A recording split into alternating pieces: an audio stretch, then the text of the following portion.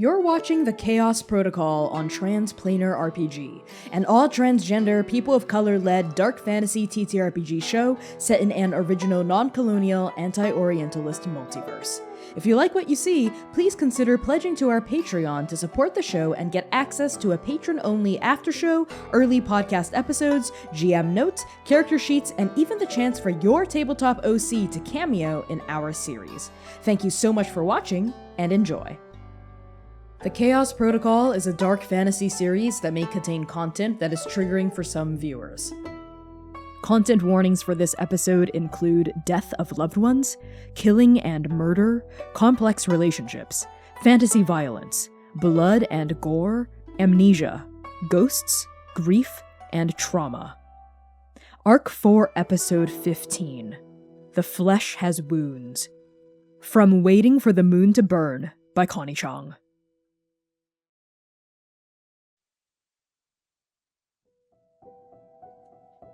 The Chosen One is 15 years old when her brother kills something for the first time. Under the halcyon lights of Training Hall C, the Son of Doom stands over the corpse. Broken glass, shattered metal, tiny shards of silicone, copper, gemstone. It is scattered in 1,000 different pieces all across the arena. At Seir's feet, the lens blinks for the final time, emitting a staggered sequence of multicolored lights that evoke the soul song of its mother. And then, before his very eyes, the lights dim. The engine goes quiet, and the training oracle dies. Like everyone else in the Syndicate, you had always known that the oracles were not, strictly speaking, autonomous, but they were alive, in the same way that trees were, or the grass that kissed your feet. They weren't people, but they were something. It wasn't until now that you realized how heavy that something could be. How dense its absence was. How easy it had been to destroy. The body of the oracle is broken and still. The body of the stranger is broken and still, and next to you, in the horrible silence that follows, she arrives. For when something in the Syndicate dies, the Saints are drawn to it like a moth to flame. There is a kind of watchful patience in their face, watching you fume, watching you struggle, watching the sweat and rage and frustration and fear, knowing that she cannot change you, knowing that she cannot change this, that they can lead a burning man to a sacred pool, but they cannot make him bathe. And Artemis says, "What happened?" I heard it. I broke it. What have I done? What have I done? Artemis sees you there. She sees you, 15, still training. She sees you now. What does she see? Looking down at you with those mismatched eyes. She sees a man bathed in blood, head to toe, antlers covered in gore, shaking dull blue eyes, vibrating the same, no, worse fear than he did the first time. But the words are the same. This is the same boy, just more broken, more scar tissue on his heart. And the one who has nailed his final piece in the coffin of his self-loathing.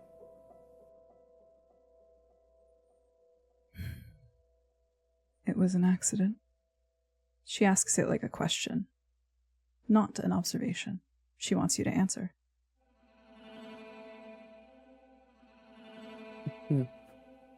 No.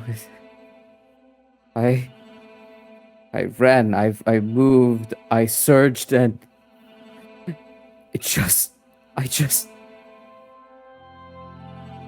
they broke under me. Broke in front of me. Yes. Yes, they did. And Artemis looks down, taking the eyes off of you. And they look down at the oracle, meant for this, meant for training, shattered in 1,000 pieces across the floor. She looks down at the body, the stranger you may never know. And something around their eyes gets soft and sad. Always so sad. She looks back to you. She has another question. And in this moment, do you take pleasure in the feeling? What? What? No. No. Good. No, Good. You must remember it. What you feel. Because it cannot be fixed. And Artemis leans down. Even crouching at 15, she's nearly as tall as you are. And her hands skirt over the fragmented metal and copper and gems. Her hands skirt over the body on the ground, bleeding now.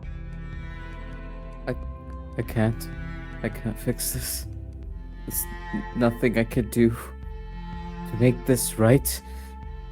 Seir says that, splicing between the face of a clean-shaven young man to a bearded, emaciated, hungry, older man, eyes tired from weeks and weeks of struggle.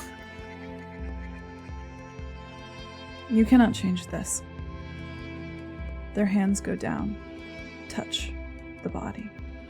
Gentle hands skirting over where the heart would be, were it not punctured.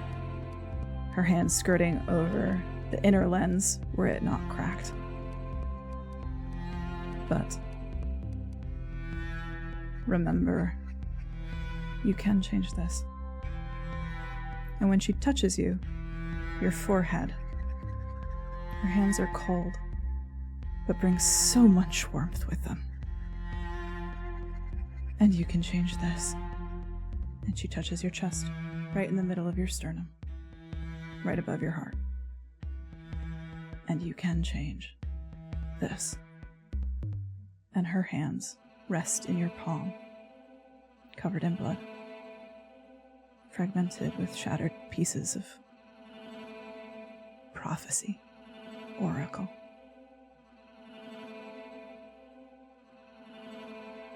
When you thrust your hands into the fire, they will be burnt, and it will leave a scar. This is the way of the world, and no amount of punishment or self-pity or shame will change that. But you must remember where the scars come from, or you risk burning yourself over and over and over again. I taught you this first, Seir. We either choose who you want to be, or you die someone you never wanted to become. Choose or die. You choose, or you die. Do you remember? I do now. So clearly. I know. In the memory, it's at this point that she instructs you to take care to pick up every single piece and turns to where the other two saints have gathered by the door. But this time, she just stands, rests a hand on your shoulder, and looks you deep in the eyes. I taught you this first.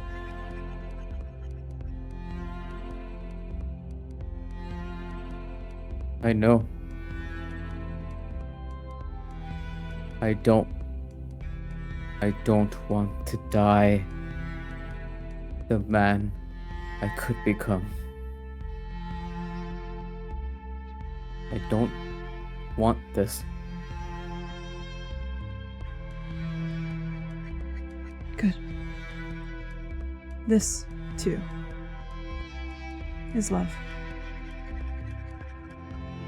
Seir, you are on Keseki. You are covered in blood. Viscera dribbles from your antlers, wet and warm. Steam rises from your horns. You smell like life. You smell like death. The body of the stranger lies at your feet, unmoving.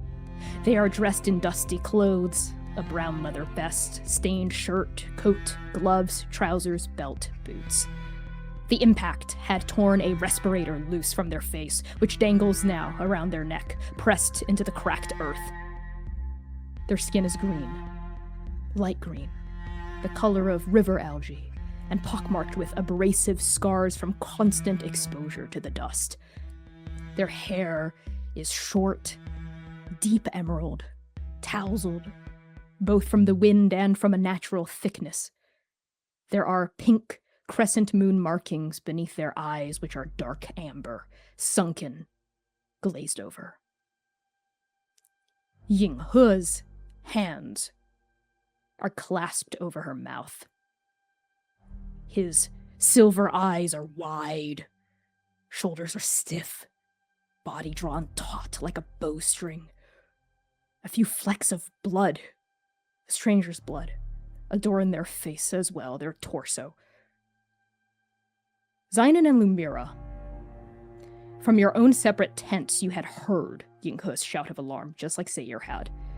And depending on how quickly you had reacted in the moment, you either heard or saw, as you rush out of your tent, the resulting immediate commotion, the bellowing footsteps across dead earth, the sickening impact, the gasp, the silence. After Seir's fatal decision, the rest of you must also act. Lumièra, you reach for something as your eyes take in this bloody scene. What is it? And why do you do what you do? She looks at Seir. She looks them directly in their face. She can, even through all the viscera, see that same person that she always has known. The look on his face says everything right now. This is life-changing. And I think more than probably anybody else here, she knows what it's like to harm someone irreparably with the power that she wields.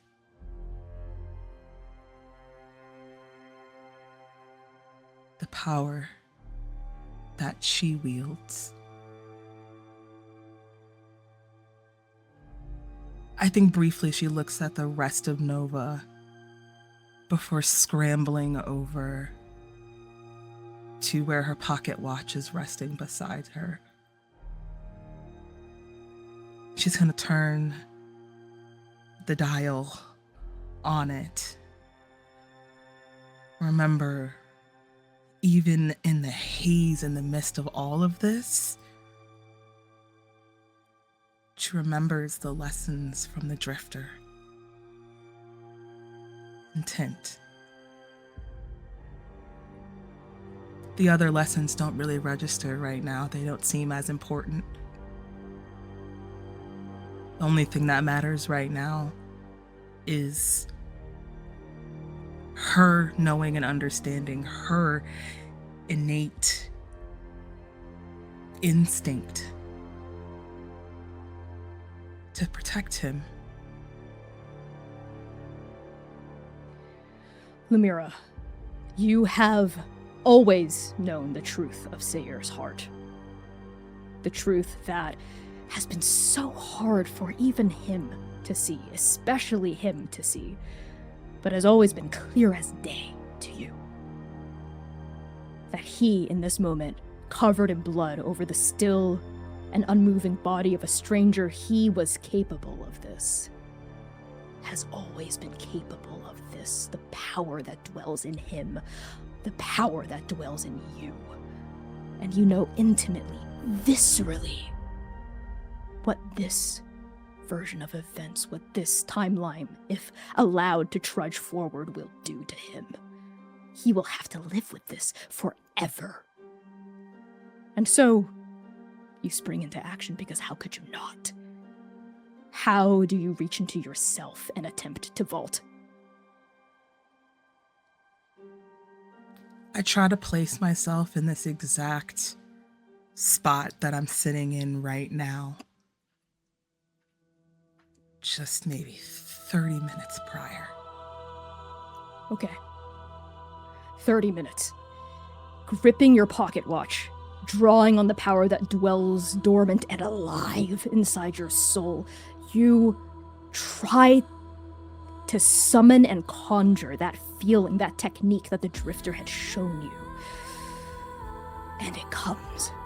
The first sign is everything around you slowing down and then moving backward. You see flakes of dust in front of you, reversing motion, and then color so fast bleeds around you with such a quickness that a actual wind zephyr force blows across your body. You are the only still object in a world, a time, a space that distorts around the power inside your soul. And you find yourself, when everything comes back to a still, not standing outside your tent, but inside your tent, your legs starting to wobble beneath you as the canvas above your head pries downward into the crown of your skull. You're inside your tent and you hear something outside, a shout of alarm from Ying He, bellowing footsteps over the ground, impact, a gasp, and a thud.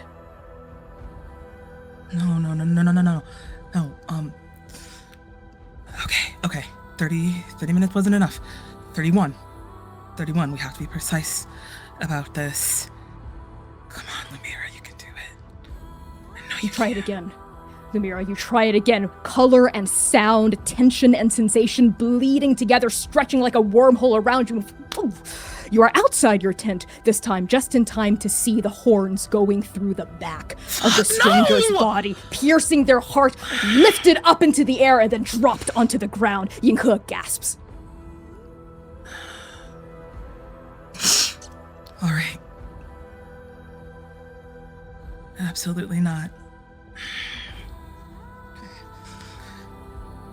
Again. You try it again, Lumièra, and this time as you draw on the power around you, your fingers tightening around that pocket watch in your hand, you feel something above your head. This does not move even as everything around you moves, distending the black hole. And the next time that you rubber band back into your vault, everything coming back to a standstill, you see Oblivion's eye hanging low and, yes, larger than it's ever been before, and you watch underneath it the stranger's body once again impaled on Seir's horns before it gets dropped to the ground with a visceral thud. Ying He gasps.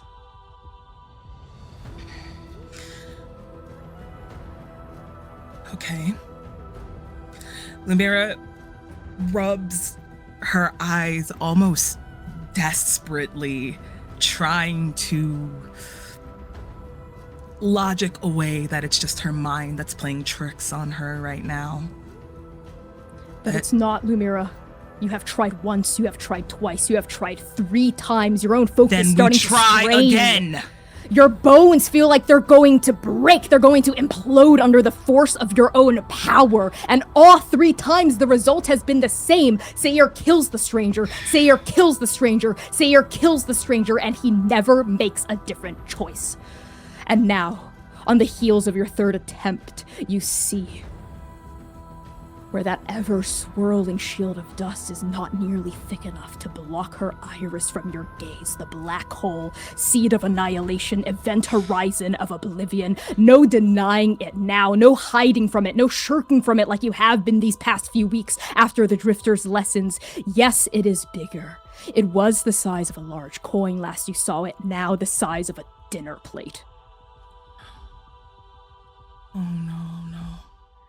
Your vision swims, blurs, your hearing hollows out around you like you're at the bottom of a well? No, a lagoon, a blue hole filled with life, giving water and reeds and fish, and you hear a fragment of a memory, a voice. Your mother's voice. Your other mother. It is a regal and resonant voice that you had forgotten until now. Confident, commanding, the kind of voice that makes you sit up straighter and pay attention even more than you already were. A voice that you want to make proud and would do anything to hear praise you. And Fola Shade Oluwole Ashinyobi, whom you had always just called Mom, says in a firm but loving tone, Ife, we cannot let fear control us. This, too, is a rebirth. We must look it in its face, even as it drips with blood. We must live with it in our hands, eyes and wings and teeth and all. How does your mother's voice sit within you? And what realization does it help you understand?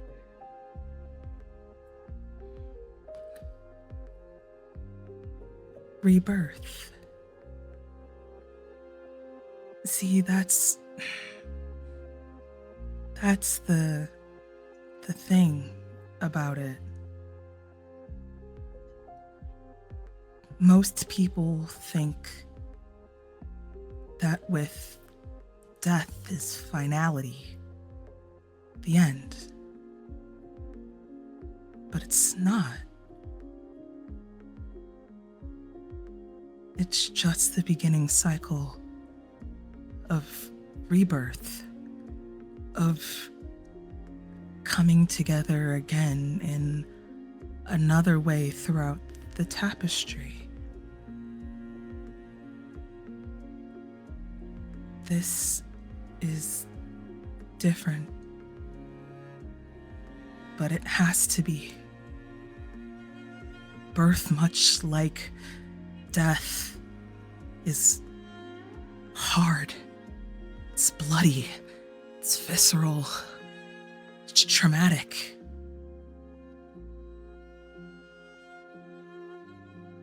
But necessary. And once out on the other end, possibility, life, free will in what you do with it. That is the most important key of all of this. From birth, from rebirth, whatever you want to call it, it is a cycle. A cycle with infinite loops and infinite ends. It is just a matter of becoming. And I think in that moment, those words from her mother are echoing in her ear, long since forgotten.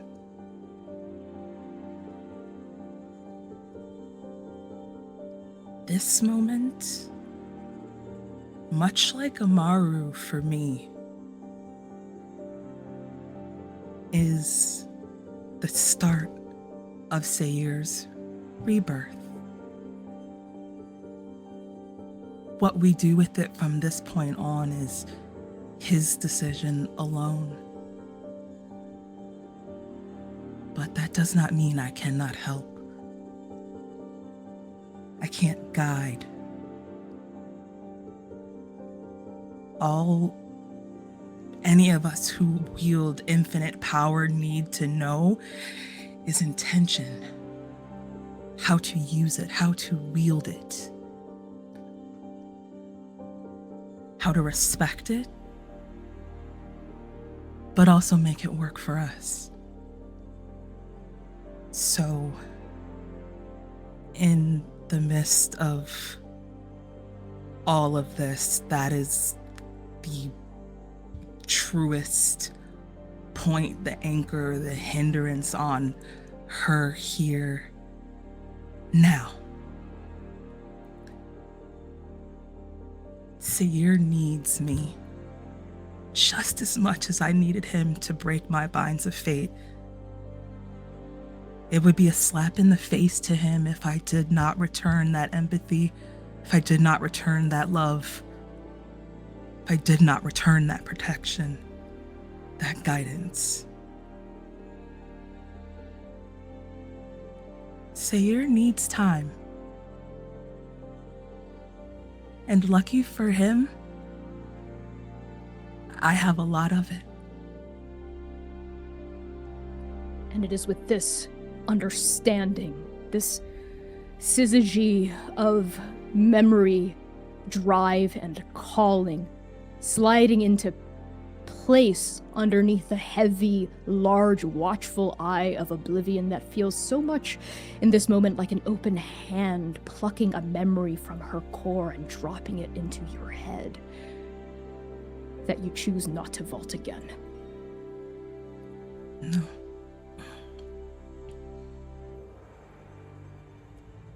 He needs this. I remember the Oracle.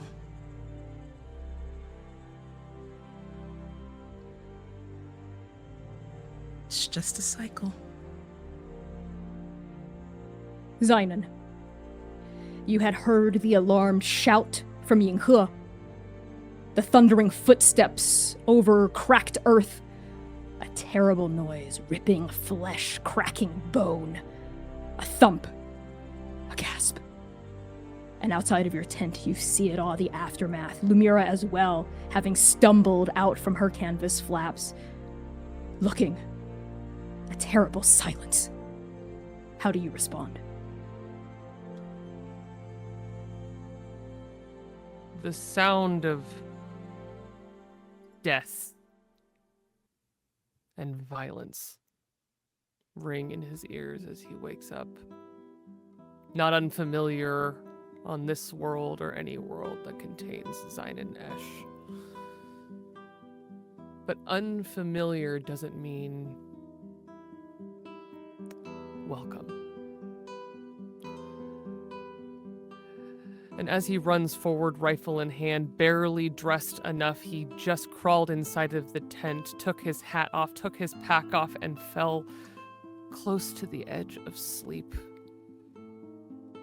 And with that same hunter agility that he roused from his sleep in the cave with the cave skipper, he jumps to his feet, rifle in hand, and the first thing he sees is not a monster, or is it? Covered in blood, antlers glistening under the dusty lights of home. A deep, burning ember flares. As yes, Xainan is in a world that hates him. But in this moment he sees another world inside of Seir that hates the person who lives in it. And he runs forward, not looking at Seir, shoving down that ember that burns It rises in his throat. It threatens to snap at Seir. But then he sees Ying He's face in the cave. And he will not be a quick draw today. He goes to the person who is still bleeding on the ground, desperate, looking for a pulse, looking for who this person is, why they are here. The stranger underneath your observation is not moving. They are completely still. Come on. There are holes in their torso, their gut, one in their sternum, large and oozing and red. Blood pools beneath them, bright, wet, crimson. It's the closest thing to water in this wasted canyon. You already know, even as you check for a pulse, even as you bring your ear toward their nose and try to detect signs of breathing, that they are dead. Actually, a part of you knew it before they even hit the ground.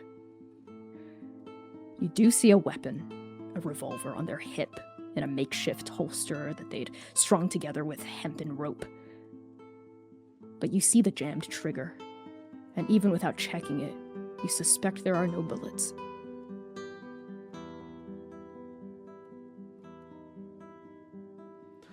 And as a fire begins to burn inside of his throat, wanting to rage out of it, he takes the revolver, doesn't even try and open it, tosses it to the side, because at least the revolver is a reminder that this person might not have been alone, and Seir might have just made an even bigger mistake than killing the first person we saw on my home. And Xainan brings his rifle up, turns his back on Seir, and is going to go check the perimeter to make sure that we're not in even more danger now. Because the cave skipper was alone. That song had no answer, but this one might. Wordlessly suppressing that ember that glows and claws at the bottom of your throat with all of your strength, you do not look at Seir, and you go to check the perimeter. And Seir, Xainan, breezes past you. You see the set of his jaw, the burning in his eyes, the way his grip clenches around the holster of that rifle. You see the look on Lumièra's face at you, kind of piercing understanding, a deep well of sorrow. And you see the look on Ying He's face. Hands clasped over nose and mouth, eyes wide, silver, staring at the limp body at your feet. Horror. How do you take this moment in? This moment after the storm of your own actions?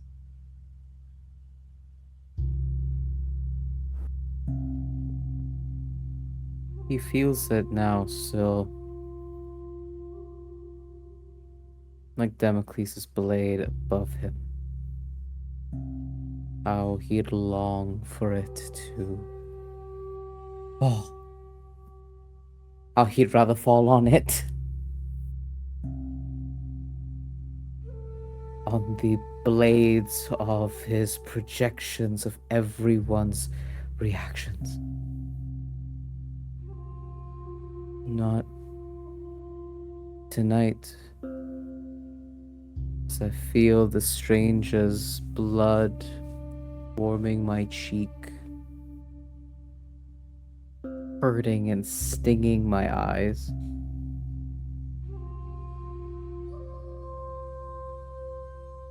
I hold it. I watch. I see as a Xainan who'd want nothing more than to snap his jaws onto my jugular, but doesn't. An anger, well-placed anger. I killed the first person we saw in his home.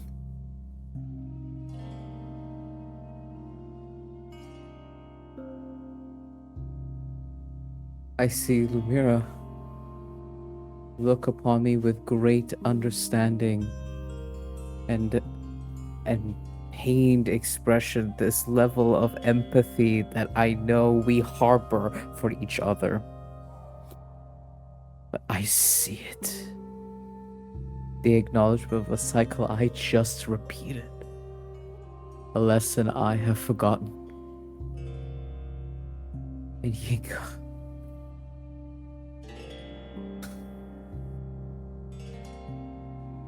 Of course she's devastated. I killed someone right before their eyes. It was like nothing to me. A snap, a squelch, and then there they are. Dead, a life snuffed out by the harbinger of doom. I don't... No. No. No. I'm not. I won't be that. I was. That was. That is what I was. That is what I did. I won't be that anymore. You won't be that anymore. This will hurt you, little hunter. This hurt us, little hunter. A snapping of control that unleashed, like a wick surrendering to a candle's flame you surrendered. I know. I know, little hunter. The quarry you never intended. That I never intended. And this is a moment, this is a way that's going to live in your heart for the rest of your life, and I will not take that from you.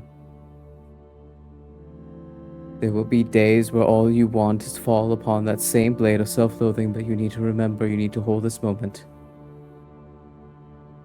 Hold this moment. Breathe through this moment. It is important. For where you will go, for what you will become, you will get to choose it right here and right now this night. I'm so sorry. But you must. Nay, it is your responsibility to hold all of this. Every single thing. Every reaction, for it is what you have wrought, the price you have and will continue to pay.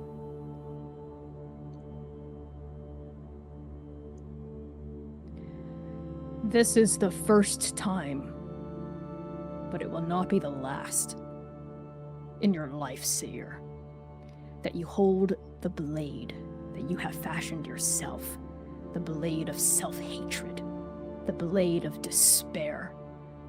You hold it, and you do not point it at your heart. You do not impale yourself on it. You just hold it, as you had held the shattered pieces of the training oracle all those years ago. And in the silver moonlit gleam of that blade, you see the looks on everyone's faces around you. Lumièra's, Xainan's, Ying He's, Cove's, Amaru's, Artemis's. And in all those faces, now and then, shock, fear, anger, pain, sorrow. You see what you were unable to see, what you were not prepared to see, what you chose not to see. That these looks were not directed at you, were not speared toward you, your soul, who you are as a person, an indictment of your worth, but a response to your choices, to your actions, to the costs you brought onto yourself. This has always been the case. You just didn't allow yourself to hold it and see it until now. One expression in particular swims into deep focus for you, Ying He. Finally, their silver eyes lift from the body where they had been paralyzed and frozen in time. Finally, they lift, and they look at you. Their gazes meet, and you see an understanding crystallizing in her eyes. She knows why this happened. He knows why you did it. For them? To protect them? A reactive response to the noise they had made, a cry of alarm. And now, the body, now the death, because of it. Because you see in their eyes, because of them, is what they think, is what they feel, is what they hold in their arms flecked with blood. A horror in their gaze, a terrible guilt and shame welling there, the same guilt and shame that you feel welling within you, that Ying He cannot speak aloud. And then, they tear their eyes from you, and that gaze lands on Lumièra. You see Ying He's shoulders begin to shake, their hands tremble, their lungs heave, and then something clicks into place in their eyes, and they stumble past you, Seir, toward you, Lumièra. And you see a person, a Ying He, on the verge of panic, on the verge of losing it, losing everything. You see the desperation, naked and plain, on her face. And worse than that, the hope. Because if there's anyone who can make a miracle happen, it's you. And they, in their request, you hear it. And they say it. The thing they haven't been able to look at for weeks since it happened. The thing that has hung between you and them and Seir ever since the bloody tides of the Crimson River lapped at your ankles. And Ying He says, Lumièra, Please don't. Lumièra, please, you saved him. You saved Seir. You can save them too. Please. Ying... Please, Lumièra, please, I'm begging you, please, just try. I know you can do it. How does she say this to them? Genuinely. How? She just tried and failed. This is something that needs to happen. But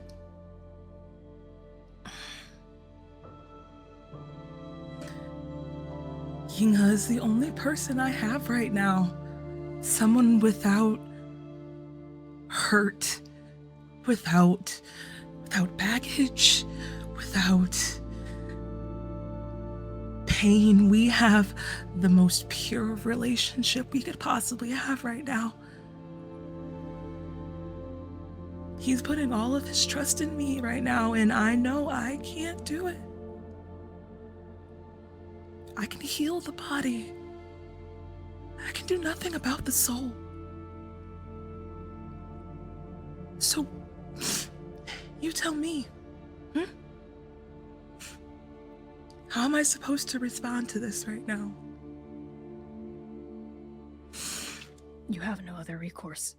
They're looking at you with so much hope, desperation, begging, a pleading expression. You feel their shaking hands on your wrists as they gently, quietly, desperately try to guide you to the body. Her hands are shaking. Because once again, this is going to be her failing someone she cares about.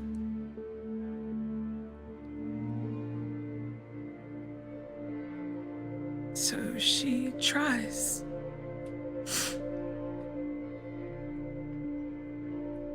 She's tired.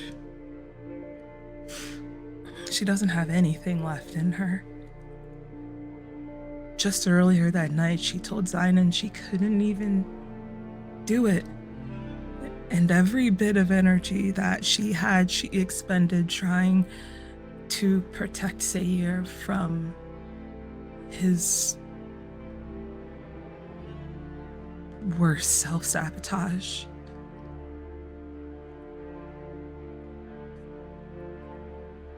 So she does. She's able to heal the wound. She's able to close them. But she refuses to make eye contact with Ying He when she feels him staring at her, waiting for the stranger's eyes to flutter open. And they don't. Lumièra, returning to the craft of your liminal after you have exhausted yourself with 3 failed attempts to vault, feels both like pushing your body to its absolute limit and a strange reprieve, a relief, a craft you know so well. And it is exactly as you say. The physical wounds seal up. The blood reverses into the body. The bruising recedes. And you know what will be wrong. You know what will happen next, what will not happen next. The stranger does not gasp back to life. Their eyelids do not flutter, color does not return to their cheeks. And you know why. As a healer of the Syndicate, you are well versed in the components of mortality, body, mind, soul. The body is intact now. Your magic ensures that much. The mind, well, the brain was not damaged in this struggle, but the soul, that necessary final component of mortal life, the soul is gone, was gone as soon as the heart stopped beating, and you know where it went. The same place that long-lost memory fell out of. Above your head, the black hole looms, its gravity pulling at you, even from this distance the size of a dinner plate now. And here, in a world that has forsaken fate, with the weight of mortal choices, the soul of the stranger goes nowhere. And there is nothing you can do about it. Ying He looks down at this body, hands shaking, and as you also take in the unmoving form of this stranger, you see a peace, a kind of serenity come over their form. No more blood, no more bleeding, no more horrible, brutal, vicious wounds through their heart. It almost looks like they're asleep. And in seeing this peaceful form, this measure of calm you are able to bring in the aftermath of such a terrible tragedy, you smell for the first time on the wind amidst the empty dust and the desiccated world of Keseki. Just a hint of cherry blossoms. You feel her. And you know, Lumièra, it is a truth you know as well as you know Seir, the truth of his other half. This is what she would have done. This is what she would have wanted. To smooth over the rough edges of such a brutality. Not to disguise what had happened or shirk away from it, but to bring peace to everyone around this flickering flame. To her brother, her mirror image who is so full of pain and shame and also the capacity for change. To her mentor, the ghost who saw in her own eyes a reflection of everyone he has ever loved. To the other chosen one, whom she never got to befriend, who feels the weight of her shadow in every shade he commands. To you, her soulmate, whom she will love beyond the end of time. And to the stranger, whose soul now joins hers in the endless darkness of oblivion. End. I think in that moment of peace, Lumièra will hand Ying He a napkin or a cloth.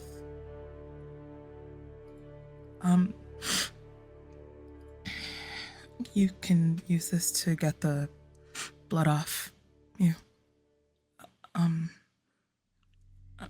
I'm so sorry. And I think she scrambled up.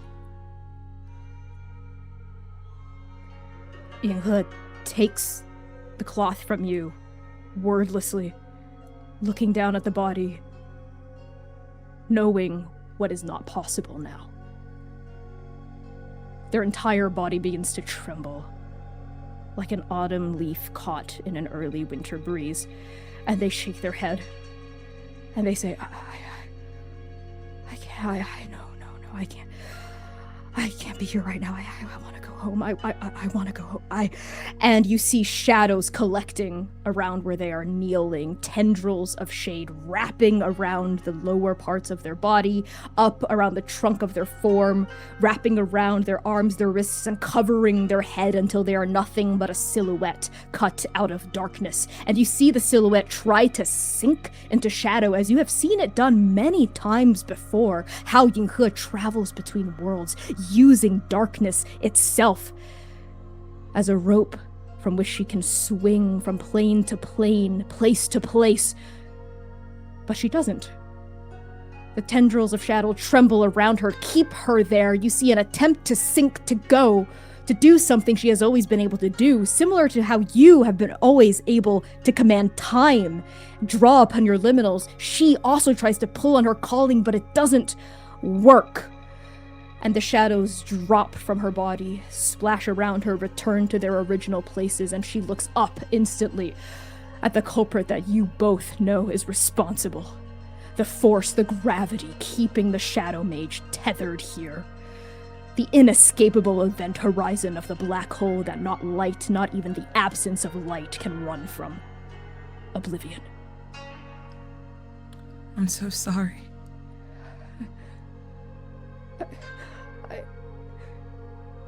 And Ying He collapses into tears. Xainan. On the perimeter of camp, you walk to the edges of where the flickering light of the campfire produces warmth. You look into the long, dusty darkness of the canyon around you. The crenellations of craggy walls, places where water once carved their hands into a surface, now only there in the gouges they leave behind.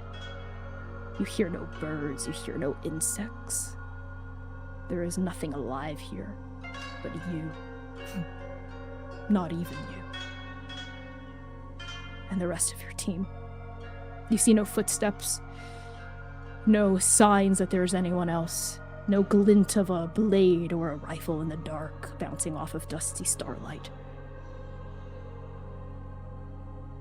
You smell nothing and no one but yourselves. That would have been easier. It would have been easier if Seir had just gotten the first punch in.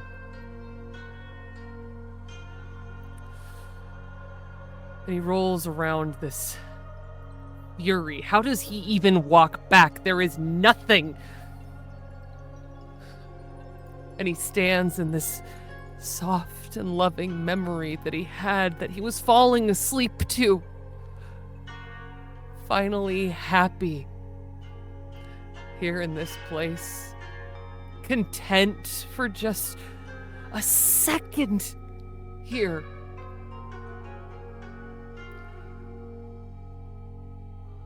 But he would be more comfortable standing in the shoes of the man in the dust.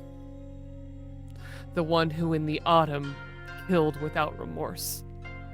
It would make this easier.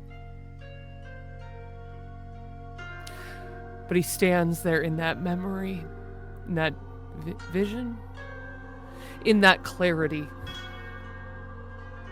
And all he can hear is a very inconvenient phrase. Inconvenient for his anger, at least. Your vicious is my viciousness. Your blood is my blood. And what the fuck did she mean by that? How could my viciousness Now that's an easy answer. I am mortal. And Seir. And that ember begins to dwindle. Because as he thinks through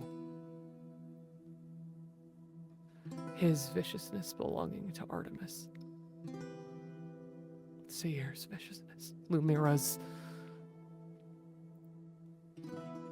he sees the sunset over the wild sea on Seir's face, lost and looking for answers, wondering what to do with the power Eregnus promised him. He sees the pain on the face of a young boy blossoming in spring with brightness, reaching for a gun. No. Reaching with an olive branch in the White Forge in the City of Heaven to his mentor. And Xainan is standing in a field, not in his own shoes, but in the shoes of Ija, holding the gun, holding the shield. And he looks over his shoulder unwittingly back at the camp, sees the shadows fall off of Ying He's body, and finally looks at Seir.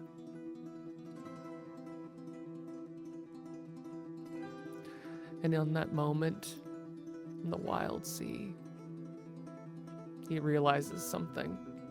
He realizes something about the moment he just walked away from.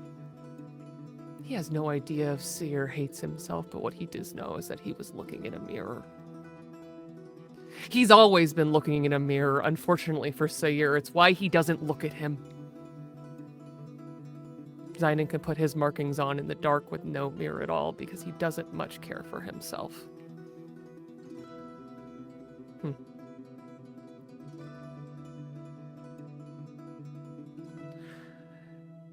And suddenly, not just the last few months,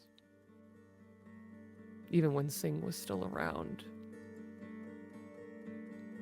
Xainan sees an arm's distance that he's kept from Seir, not just because Artemis said that she would take care of them, but because he knew the violence in Seir's heart when they met, from before they even knew each other. And in that moment, Xainan put a mirror where there should have been a young man. Xainan,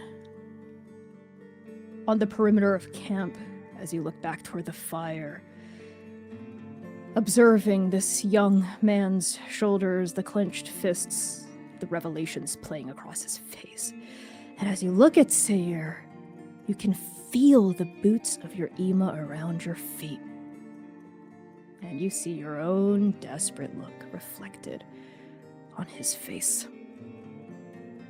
Your look from the dust, and from the summer, and from the spring. Because yes, it is so hard to look at a mirror when you don't like what's looking back at you.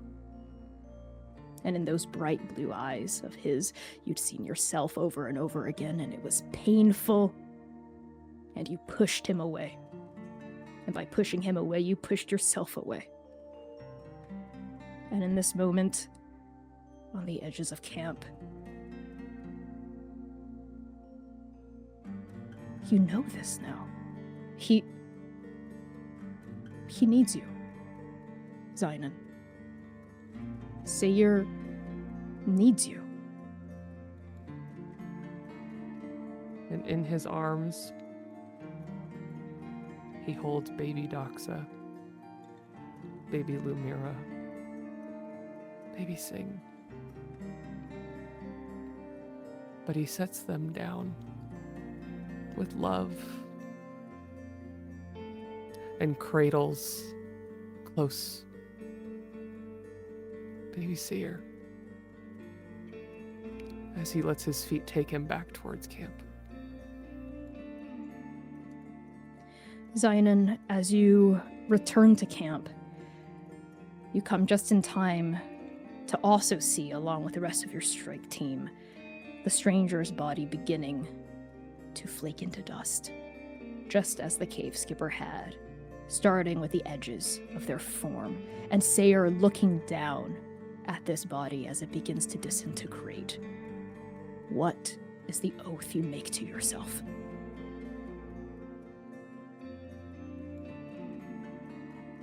As Seir, now, not some other time, now, looks upon the stranger as the wounds close up from Lumièra's magic, signs of his brutality smoothed over, granting a peace that he could not.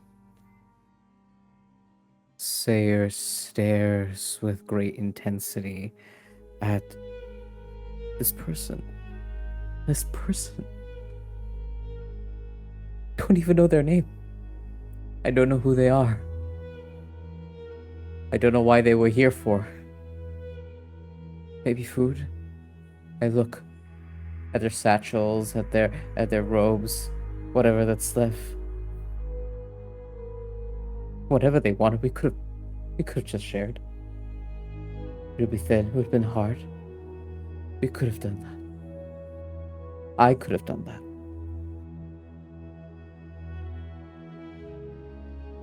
And there's nothing I can do to take this moment back. What I can't do.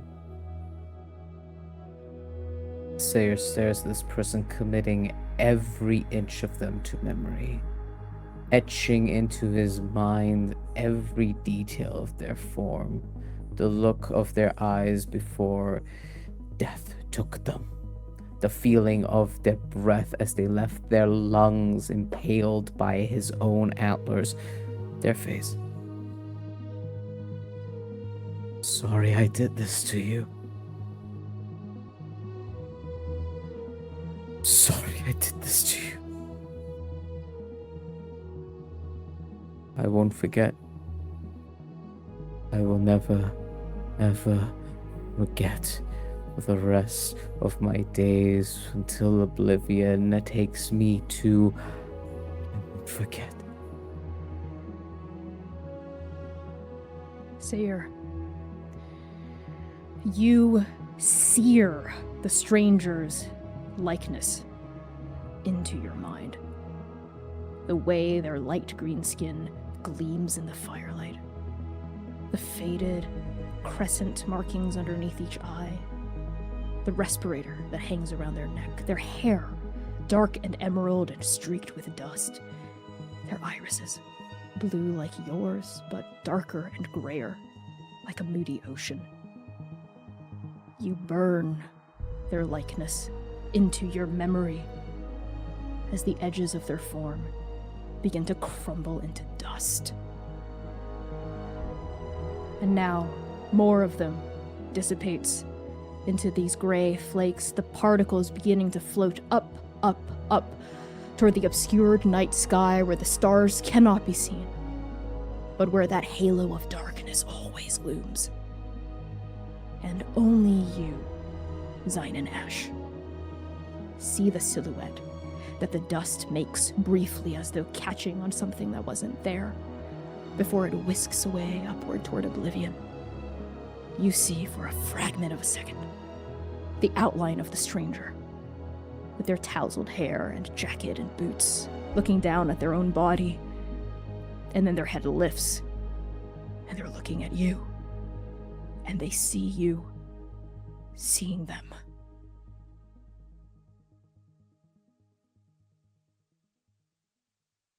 And a voice of thousands of voices echoes back in Xainan's heart. A voice with a name he doesn't know. But all the same, part of that resounding yes that makes his feet move, that beats his heart. And he would ask them 1,000 questions that he never asked Kaseki. But it's too late.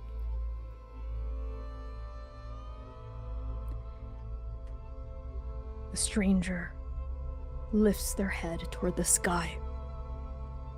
Their hand reaches upward toward that black hole as though taking the palm of an old friend. The wind comes, and they're gone.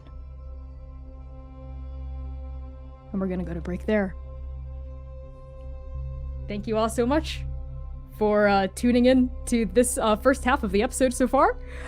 We are going to we're going to take a 5 to 10 minute break or so, and when we are done, we will be back.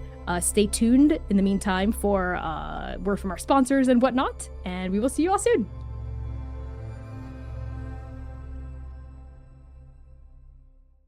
Hello, Transplay Nerds! It's your favorite part of every Chaos Protocol stream. Sponsor Connie time. For Arc 4, we are thrilled to partner with the Working Families Party, a progressive third party in the United States building a multiracial coalition of working class people to make our communities a better place to live for everyone. The Working Families Party is fighting for universal healthcare, taxing the rich, and higher wages. If you're in the US and you want to make a difference in your community, I highly recommend checking out the Working Families Party and getting involved with your local chapter. In fact, let's take an action together right now to sign a petition by the Working Families Party to break up big media companies. This petition means a lot to us as indie actual play performers telling authentic stories, fighting censorship, and resisting authoritarianism. Go to bit.ly/WFPtrans and add your name to the list. By signing this petition, you will join the Working Families Party's mailing list and receive opportunities to help them organize, educate, and fundraise. Let's build a better future together. Howdy, Transplay Nerds! It is, once again, Sponsor Connie time. Arc 4 is proudly sponsored by Hero Forge, a website where you can design and print your very own custom miniatures. But you already knew that, didn't you? Because the spectacular Hero Forge has sponsored us every single arc so far. We've stuck together through all sorts of exciting updates, like Hero Forge Pro, statuettes, color-printed plastic, premium plastic, but now, it's time. It's time for one of the most exciting Hero Forge updates ever. Custom dice. Hero Forge is now offering 3D printed custom dice, where you can put literally anything into the clear material of the die. Each die is printed in the same layers as the item or character bust inside of it, resulting in a solid, perfectly weighted chunk of math rock. You decide the size, color, and shape of your die, the size and color of the numbers on top, and, of course, what the die contains. Put a frog in it. Don't die-lay! Visit bit.ly/transforge to design your very own custom miniature or custom dice today.